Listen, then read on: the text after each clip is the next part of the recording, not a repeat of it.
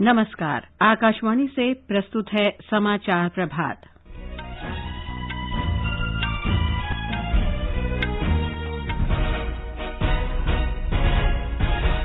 प्रधानमंत्री नरेंद्र मोदी आज भारत और बांग्लादेश को जोड़ने वाले मैत्री सेतु का उद्घाटन करेंगे। राष्ट्रपति रामनाथ कोविंद आज से 3 दिन के तमिलनाडु दौरे पर। असम विधानसभा चुनाव के पहले चरण के लिए नामांकन का आज अंतिम दिन। संसद में आज सुबह 11 बजे से शाम 6 बजे तक सामान्य कार्यवाही आरंभ। दिल्ली सरकार का वर्ष 2021-22 का बजट आज। प्रधानमंत्री श्रीमद् भगवद गीता पांडुलिपि के 11 खंडों का विमोचन करेंगे। जेईई मेंस का परिणाम घोषित, 6 उम्मीदवारों को 100% आए। कोलकाता अग्निकांड में 9 लोगों की मौत, रेल मंत्री ने उच्च स्तरीय जांच के आदेश दिए। फिलीपींस के कोविड टीकाकरण प्रमुख कार्लिटो गाल्वेज कोविड टीका निर्माताओं के साथ समझौते के लिए आज भारत दौरे पर। रेलवे के सभी हेल्पलाइन का विलय एक ही हेल्पलाइन नंबर 139 में। और हॉकी में भारतीय पुरुष टीम ने यूरोपीय टूर के चौथे और अंतिम मुकाबले में ब्रिटेन को पराजित किया। समाचार प्रभात में मुकेश कुमार के साथ मैं लवली निगम। कोविड महामारी के खिलाफ देश एकजुट होकर लड़ रहा है। आप भी हमारे साथ सुरक्षा और बचाव के 3 आसान एहतियाती उपायों का संकल्प लें। मास्क पहनें, 2 गज दूरी है जरूरी, सुरक्षित दूरी बनाए रखें, हाथ और मुंह साफ रखें। और अब समाचार विस्तार से। प्रधानमंत्री नरेंद्र मोदी आज वीडियो कॉन्फ्रेंस के माध्यम से भारत और बांग्लादेश के बीच मैत्री सेतु का उद्घाटन करेंगे। प्रधानमंत्री इस कार्यक्रम के दौरान त्रिपुरा में कई ढांचागत परियोजनाओं की आधारशिला भी रखेंगे। ब्यौरा हमारे विशेष संवाददाता से। प्रधानमंत्री नरेंद्र मोदी आज वीडियो कॉन्फ्रेंसिंग के जरिए भारत और बांग्लादेश के बीच त्रिपुरा में फेनी नदी पर बने मैत्री सेतु का उद्घाटन करेंगे।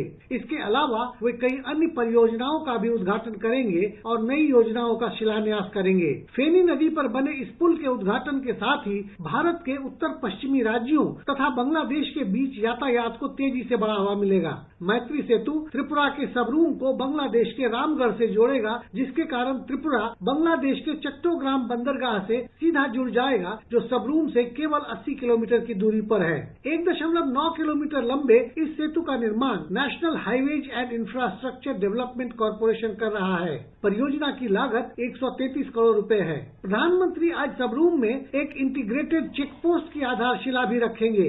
राजेश झा, आकाशवाणी समाचार, ढाका। प्रधानमंत्री नरेंद्र मोदी ने कहा है कि देश जब अपनी स्वाधीनता की 75वीं वर्षगांठ मना रहा है, तब असंभव लगने वाले लक्ष्यों को प्राप्त करने के लिए ठोस कदम उठाएगा। उन्होंने कहा कि स्वतंत्रता की 75वीं वर्षगांठ का उत्सव ऐसा होना चाहिए जिसमें स्वतंत्रता संग्राम की भावना, शहीदों को श्रद्धांजलि और भारत निर्माण की प्रतिज्ञा का अनुभव किया जा सके। आजादी के 75 साल मनाने की तैयारियों के लिए गठित राष्ट्रीय समिति की कल पहली बैठक को संबोधित करते हुए श्री मोदी ने कहा कि इस उत्सव में सनातन भारत की महिमा और आधुनिक भारत की चमक दिखनी चाहिए। साथियों, आजादी के 75 साल का ये पर्व एक ऐसा पर्व होना चाहिए जिसमें स्वाधीनता संग्राम की भावना, उसका त्याग साक्षात अनुभव हो सके, जिसमें देश के शहीदों को श्रद्धांजलि भी हो और उनके सपनों का भारत बनाने का संकल्प भी हो। प्रधानमंत्री ने कहा कि यह आयोजन 75 वर्षों की हमारी उपलब्धियों को दुनिया के सामने प्रदर्शित करने का एक अवसर होगा और अगले 25 वर्षों के लिए हमें संकल्प के लिए एक रूपरेखा भी प्रदान करेगा। श्री मोदी ने कहा कि 75 साल का उत्सव 130 करोड़ भारतीयों की भागीदारी के साथ मनाया जाएगा और इस उत्सव के मूल में लोगों की यही भागीदारी होगी।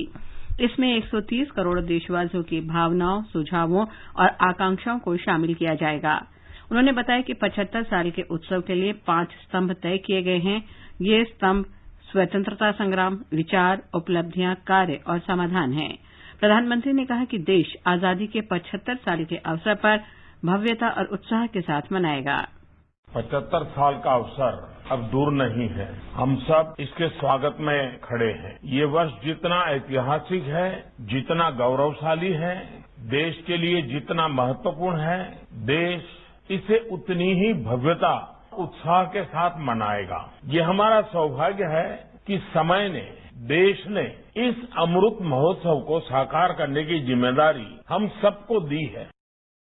प्रधानमंत्री आज नई दिल्ली में 21 उद्भट विद्वानों के व्याख्यान के साथ श्रीमद् भगवद गीता के श्लोकों के पांडुलिपि के 11 खंडों का विमोचन करेंगे। कार्यक्रम में जम्मू कश्मीर के उपराज्यपाल मनोज सिन्हा और सुविख्यात राजनेता डॉक्टर कर्ण सिंह भी उपस्थित रहेंगे। एक रिपोर्ट। सामान्य तौर पर श्रीमद् भगवद गीता को एकल व्याख्या के साथ प्रस्तुत करने का प्रचलन है। पहली बार प्रसिद्ध भारतीय विद्वानों की प्रमुख व्याख्याओं को श्रीमद् भगवद गीता की व्यापक और तुलनात्मक समझ प्राप्त करने के लिए एक साथ लाया जा रहा है।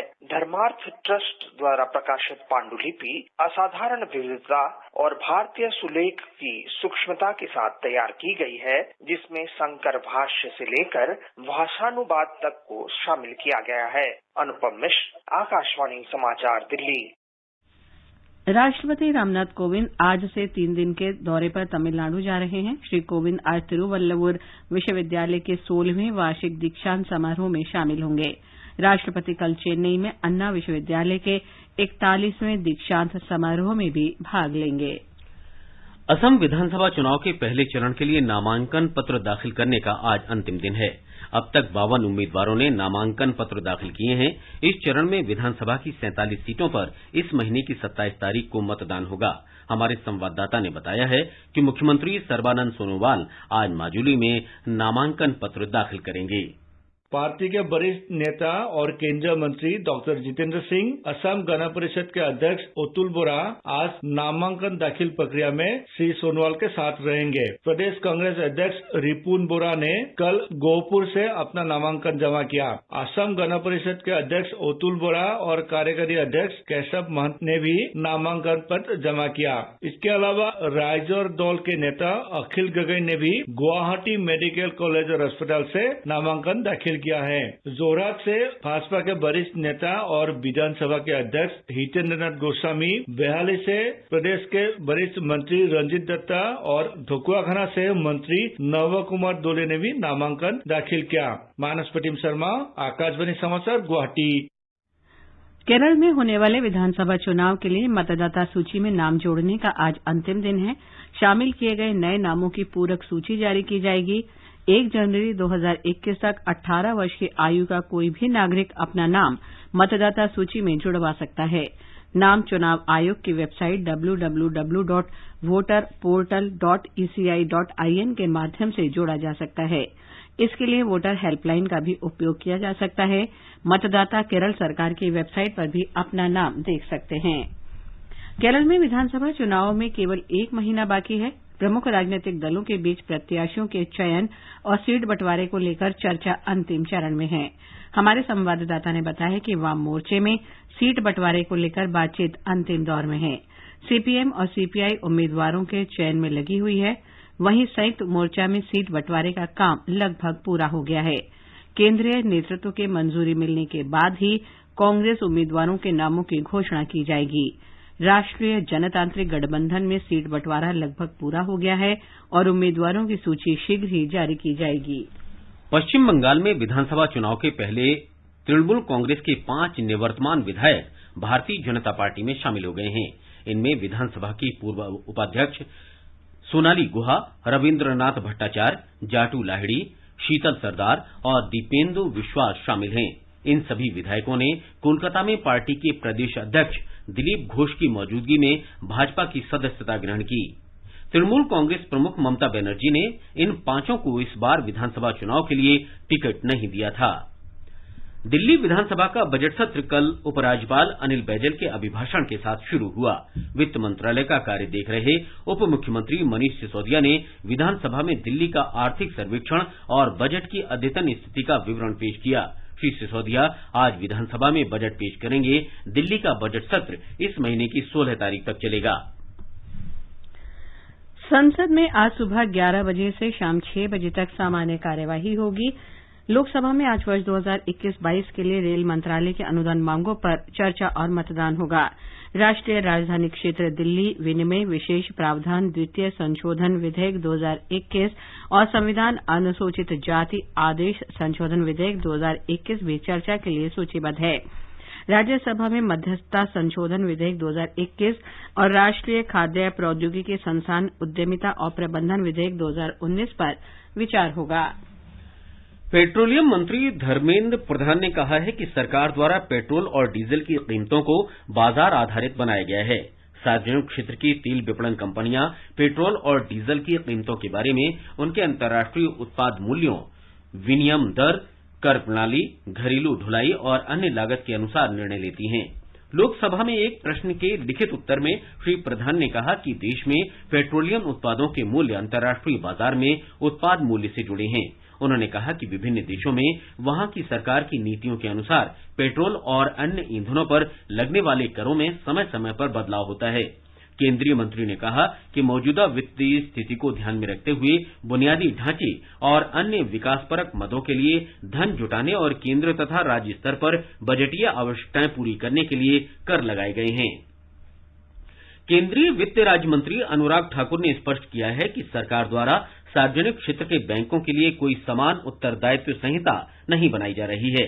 लोकसभा में कल श्री ठाकुर ने कहा कि बैंकों के कामकाज को 5 दिन तक सीमित करने का अभी कोई प्रस्ताव नहीं है। उन्होंने कहा कि धोखाधड़ी पर कर्मचारियों के उत्तरदायित्व के बारे में सरकार और भारतीय रिजर्व बैंक के दिशा निर्देश, परिपत्र, नियम और अनुदेश पहले से मौजूद हैं।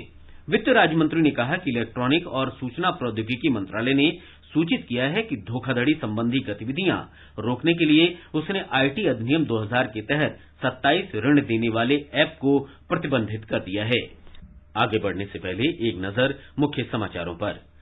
प्रधानमंत्री नरेंद्र मोदी आज भारत और बांग्लादेश को जोड़ने वाले मैत्री सेतु का उद्घाटन करेंगे। राष्ट्रपति रामनाथ कोविंद आज से 3 दिन के तमिलनाडु दौरे पर। असम विधानसभा चुनाव के पहले चरण के लिए नामांकन का आज अंतिम दिन। संसद में आज सुबह 11 बजे से शाम 6 बजे तक सामान्य कार्यवाही आरंभ। दिल्ली सरकार का वर्ष 2021-22 का बजट आज। प्रधानमंत्री भगवत गीता पांडुलिपि के 11 खंडों का विमोचन करेंगे। जेईई मेंस का परिणाम घोषित, 6 उम्मीदवारों ने 100% अंक प्राप्त किए। कोलकाता अग्निकांड में 9 लोगों की मौत, रेल मंत्री ने उच्च स्तरीय जांच के आदेश दिए। फिलीपींस के कोविड टीकाकरण प्रमुख कार्लिटो गालवेज कोविड टीका निर्माताओं के साथ समझौते के लिए आज भारत दौरे पर। रेलवे के सभी हेल्पलाइन का विलय एक ही हेल्पलाइन नंबर 139 में। और हॉकी में भारतीय पुरुष टीम ने यूरोपीय टूर के चौथे और अंतिम मुकाबले में ब्रिटेन को पराजित किया। राष्ट्रीय परीक्षा एजेंसी के अनुसार कल घोषित संयुक्त प्रवेश परीक्षा मुख्य जेईई मेंस के परिणामों में 6 उम्मीदवारों ने 100% अंक हासिल किए हैं। यह दिल्ली के प्रवर कटारिया और रंजिम प्रबल दास, गुजरात के अनंत कृष्ण किदाम्बी, महाराष्ट्र के सिद्धांत मुखर्जी, चंडीगढ़ के गुरमीरत सिंह और राजस्थान के साकेत झा। राष्ट्रीय परीक्षा एजेंसी ने पिछले महीने 333 शहरों के 800 केंद्रों में ये परीक्षा संचालित की थी। इनमें विदेशों में स्थित 9 केंद्र शामिल थे। 6,50,000 से अधिक विद्यार्थियों ने प्रवेश परीक्षा के लिए नामांकन कराया था। पहली बार इस परीक्षा का संचालन 13 भाषाओं में किया गया। इस वर्ष से ये परीक्षा वर्ष में 4 बार आयोजित की जाएगी ताकि विद्यार्थियों को अपने अंक सुधारने का और मौका मिल सके। कोलकाता में कल शाम एक बहुमंजिला इमारत में भीषण आग लगने से 4 अग्निशमन कर्मियों सहित 9 व्यक्तियों की मृत्यु हो गई। इस भवन में पूर्वी रेलवे और दक्षिण पूर्व रेलवे कार्यालय और भूतल पर कंप्यूटरीकृत टिकट बुकिंग केंद्र है। सरकारी अधिकारियों के अनुसार स्ट्रैंड रोड स्थित न्यू कोयला घाट इमारत की 13वीं मंजिल पर शाम को लगभग 6 बजे आग लग गई। मृतकों में रेलवे का एक वरिष्ठ अधिकारी, त्वरित पुलिस बल का एक कांस्टेबल और कोलकाता पुलिस का एक सहायक उप निरीक्षक शामिल हैं। अभी तक 2 मृतकों की पहचान नहीं हो पाई है। घटना के कारण रेलवे की ऑनलाइन बुकिंग भी प्रभावित हुई है। मुख्यमंत्री ममता बनर्जी ने मृतकों के निकटतम परिजनों को 10-10 लाख रुपए की अनुग्रह राशि देने की घोषणा की है। प्रधानमंत्री नरेंद्र मोदी ने कोलकाता की आग दुर्घटना में मरने वालों के प्रति गहरा दुख व्यक्त किया है। उन्होंने घायलों के शीघ्र स्वस्थ होने की कामना की है। प्रधानमंत्री ने इस दुर्घटना में मारे गए लोगों के निकट संबंधियों को प्रधानमंत्री राष्ट्रीय आपदा राहत कोष से 2-2 लाख रुपए की अनुग्रह राशि देने की घोषणा की है। प्रधानमंत्री कार्यालय ने कहा है कि गंभीर रूप से घायल लोगों को 50-50 हजार रुपए दिए जाएंगे। केंद्रीय रेल मंत्री पीयूष गोयल ने कोलकाता में पूर्वी रेलवे के स्ट्रैंड रोड कार्यालय में आग लगने के कारणों का पता लगाने के लिए रेलवे के 4 प्रमुख विभागों की उच्च स्तरीय समिति द्वारा जांच के आदेश दिए हैं। श्री गोयल ने कहा है कि घटना को देखते हुए रेलवे द्वारा पश्चिम बंगाल सरकार को हर संभव सहायता उपलब्ध कराई गई है। उन्होंने कहा कि महाप्रबंधक सहित अन्य रेलवे अधिकारी घटनास्थल पर हैं और बचाव और राहत कार्यों में राज्य सरकार के साथ समन्वय करते हुए काम कर रहे हैं। रेलवे ने अपनी सभी हेल्पलाइनों को एक ही हेल्पलाइन नंबर 139 में बदल दिया है, जो यात्रा के दौरान त्वरित शिकायत निवारण और पूछताछ के लिए रेल मदद हेल्पलाइन होगी। रेल मंत्रालय ने एक बयान में कहा है कि पिछले साल विभिन्न रेलवे शिकायत हेल्पलाइन को बंद कर दिया गया था और अब हेल्पलाइन नंबर 182 भी 1 अप्रैल से बंद कर इसे 139 में विलय कर दिया गया है। हेल्पलाइन 139 यात्रियों के लिए 12 भाषाओं में उपलब्ध होगी। उत्तराखंड के मुख्यमंत्री त्रिवेंद्र सिंह रावत ने कोविड के तीसरे दौर में सेवा के लिए आशा और आंगनवाड़ी कार्यकर्ताओं को 10-10 हजार रुपए देने की घोषणा की है। मुख्यमंत्री ने कल अंतर्राष्ट्रीय महिला दिवस पर प्रत्येक महिला मंगल दल और महिला स्व सहायता समूह के लिए भी 15-15 हजार रुपए दिए जाने की घोषणा की। आकाशवाणी समाचार महिला दिवस के उपलक्ष्य में विभिन्न क्षेत्रों में विशिष्ट कार्य करने वाली महिलाओं के अनुभव आप तक पहुंचा रहा है। आज हम राष्ट्रीय विषाणु विज्ञान संस्थान पुणे की डॉक्टर प्रिया अब्राहम से बातचीत सुनवा रहे हैं। आकाशवाणी समाचार से बातचीत में डॉक्टर प्रिया ने कोविड महामारी से निपटने के अनुभव साझा किए। उन्होंने कहा कि कोविड-19 वैक्सीन पूरी तरह से सुरक्षित है। It is true that vaccines have been licensed for use in a very, very short span of time compared to earlier vaccines. But for a vaccine to actually be approved by a licensing agency in any country, including ours, it has to first go through preclinical trials. That means it first goes through a series of animal models and see whether, one, the first concern is any vaccine safe. The second is how efficient, its efficacy. Is it able to prevent illness or at least serious illness? देश में अब तक 2 करोड़ 26 लाख से अधिक Covid टीके लगाए जा चुके हैं। राष्ट्रव्यापी कोविड टीकाकरण के 52वें दिन कल तक 16,96,588 टीके लगाए गए। इस वर्ष 16 जनवरी को देशव्यापी टीकाकरण अभियान शुरू हुआ था। पिछले महीने की 2 तारीख से अग्रिम पंक्ति के कार्यकर्ताओं का टीकाकरण आरंभ किया गया। कोविड टीकाकरण का मौजूदा चरण इस महीने की 1 तारीख से आरंभ किया गया, जो 60 वर्ष से अधिक और 45 वर्ष से अधिक आयु वाले बीमार लोगों के लिए चलाया जा रहा है। दिल्ली में कोरोना संक्रमण के 239 नए मरीजों का पता चला है। इन्हें मिलाकर राष्ट्रीय राजधानी में संक्रमित व्यक्तियों की कुल संख्या बढ़कर 6,41,340 हो गई है। दिल्ली सरकार ने इस बात की पुष्टि की है कि कोरोना वायरस से अब तक 6,28,686 व्यक्ति पूरी तरह स्वस्थ हो चुके हैं। राज्य में मृतकों की संख्या बढ़कर 10,924 हो गई है। बिहार ने कोविड टीकाकरण में रिकॉर्ड बनाया है। राज्य में कल 1,73,000 लोगों को कोविड वैक्सीन की खुराक दी गई। इनमें 1,02,09 महिलाएं थीं। स्वास्थ्य मंत्री मंगल पांडे ने कहा कि ये राज्य में एक दिन में टीकाकरण की सर्वाधिक संख्या है। राज्य में अब तक 10,15,000 लोगों को कोविड टीका लगाया जा चुका है। तमिलनाडु में बृहत्तर चेन्नई नगर निगम में अब तक 1,59,000 से अधिक लोगों को कोविड टीका लगाया जा चुका है। इसमें 50,000 से अधिक वरिष्ठ नागरिक और 17,000 से अधिक गंभीर बीमारियों से पीड़ित लोग शामिल हैं।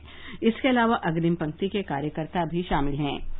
तमिलनाडु के स्वास्थ्य सचिव डॉक्टर राधाकृष्णन ने कहा है कि लोगों को कोरोना के बढ़ते मामलों को देखते हुए कोविड दिशा निर्देशों का पालन करना चाहिए। उन्होंने कहा कि मामले देश के अन्य राज्यों में भी बढ़ रहे हैं। लोगों को इस संबंध में लापरवाही नहीं बरतनी चाहिए। डॉक्टर राधाकृष्णन ने बृहत चेन्नई नगर निगम अधिकारियों के साथ बाजारों का दौरा किया और निरीक्षण किया कि लोग मास्क का इस्तेमाल कर रहे हैं या नहीं। उन्होंने मास्क का उपयोग न करने वालों पर जुर्माना भी लगाया। फिलीपींस के टीकाकरण प्रमुख कार्लिटो गाल्वेज जूनियर ने कोविड के खिलाफ राष्ट्रीय नीति की घोषणा की है। गाल्वेज ने यह घोषणा करते हुए बताया कि वे 9 से 12 मार्च तक भारत के दौरे पर रहेंगे। इस दौरान कोरोना वैक्सीन की आपूर्ति के समझौते पर हस्ताक्षर करेंगे। विश्व के सबसे बड़े वैक्सीन निर्माता सीरम इंस्टीट्यूट ऑफ इंडिया ने कोविड के लिए नोवावैक्स और एस्ट्राजेनेका टीका बनाया है। फिलीपींस में कल से टीकाकरण शुरू हुआ है। ये दक्षिण पूर्व एशिया में कोविड से सर्वाधिक प्रभावित देश है। चीन के विदेश मंत्री वांग यी ने कहा है कि चीन अंतर्राष्ट्रीय यात्रियों के लिए विशेष इलेक्ट्रॉनिक स्वास्थ्य प्रमाण पत्र जारी करेगा। चीन के विदेश मंत्रालय ने बताया कि चीन आने वाले लोगों के लिए ये प्रमाण पत्र जारी होगा। हालांकि ये स्पष्ट नहीं किया गया है कि चीन में विदेशियों को आने की अनुमति होगी या नहीं। चीन ने महामारी के दौरान कड़े प्रतिबंध जारी रखे हैं। उसने कोरोना से प्रभावित कई देशों के नागरिकों के चीन आने पर रोक लगा दी है और यात्रियों को पृथकवास में रखा है। हालांकि चीन ने कुछ विदेशियों को प्रवेश की अनुमति दी है, लेकिन हजारों भारतीय विद्यार्थियों सहित विभिन्न देशों के छात्रों को अनुमति नहीं दी गई है। गृह मंत्रालय ने उद्योगपति मुकेश अंबानी के मुंबई स्थित आवास के पास विस्फोटक से भरी कार मामले की जांच राष्ट्रीय अन्वेषण अभिकरण एनआईए को सौंप दी है। महाराष्ट्र आतंकरोधी दस्ते से मामले की जांच अपने हाथ में लेकर एनआईए पूरे मामले की जांच स्वयं करेगी। 25 फरवरी को स्कॉर्पियो कार से करीब 20 जिलेटिन की छड़ें और एक धमकी भरा पत्र बरामद किया गया था। कुछ ही दिन बाद कार के मालिक मनसुख हिरेन का शव ठाणे के मुम्बरा क्रीक से मिला। जम्मू कश्मीर में प्रशासन ने जिला विकास परिषद डीडीसी के अध्यक्ष, उपाध्यक्ष और सदस्यों के लिए मानदेय को अंतिम रूप दे दिया है। डीडीसी के अध्यक्ष को 35,000 रुपए, उपाध्यक्ष को 25,000 और सदस्य को 15,000 रुपए प्रतिमाह मानदेय मिलेगा। इस आशय के आदेश शीघ्र ही जारी कर दिए जाएंगे।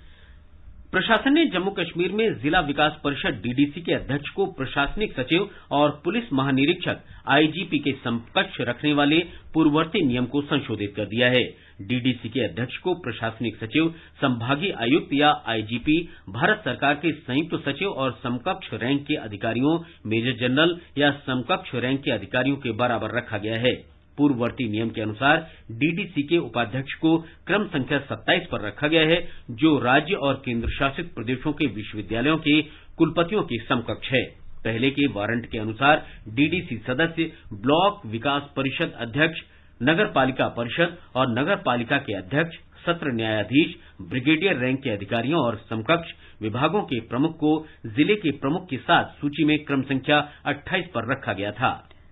यूरोपीय दौरे के चौथे और अंतिम मैच में बेल्जियम के एंटवर्प में भारतीय पुरुष हॉकी टीम ने ब्रिटेन को 3-2 से हरा दिया है। भारत की ओर से मनदीप सिंह ने 23वें और 60वें मिनट में 2 गोल किए, जबकि हरमनप्रीत सिंह ने पहले मिनट में गोल किया। ये समाचार हमारी वेबसाइट newsonair.com/hindi पर भी उपलब्ध हैं। और मुकेश, आप बताएं आज के समाचार पत्रों में क्या विशेष है? जी लवलीन, अखबारों ने आज अलग अलग खबरों को प्रमुखता दी है। राष्ट्रीय सहारा की पहली खबर है, महंगाई पर संसद में हंगामा, शोरगुल के कारण दोनों सदन की कार्यवाही स्थगित करनी पड़ी।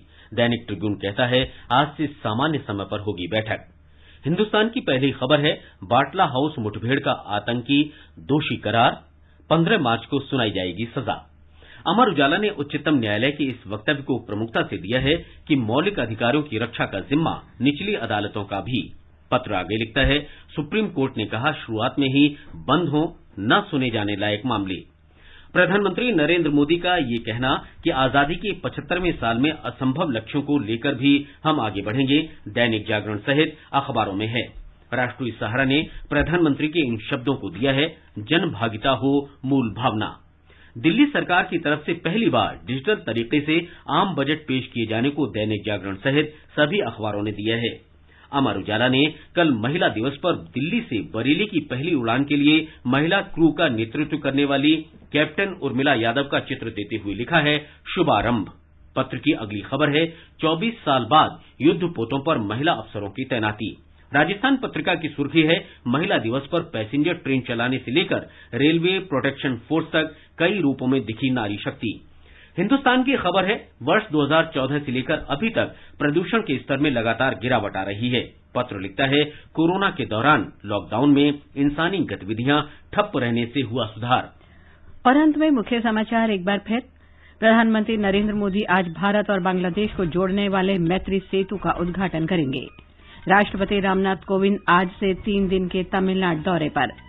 असम विधानसभा चुनाव के पहले चरण के लिए नामांकन का आज अंतिम दिन। संसद में आज सुबह 11 बजे से शाम 6 बजे तक सामान्य कार्यवाही आरंभ। दिल्ली सरकार का वर्ष 2021-22 का बजट आज।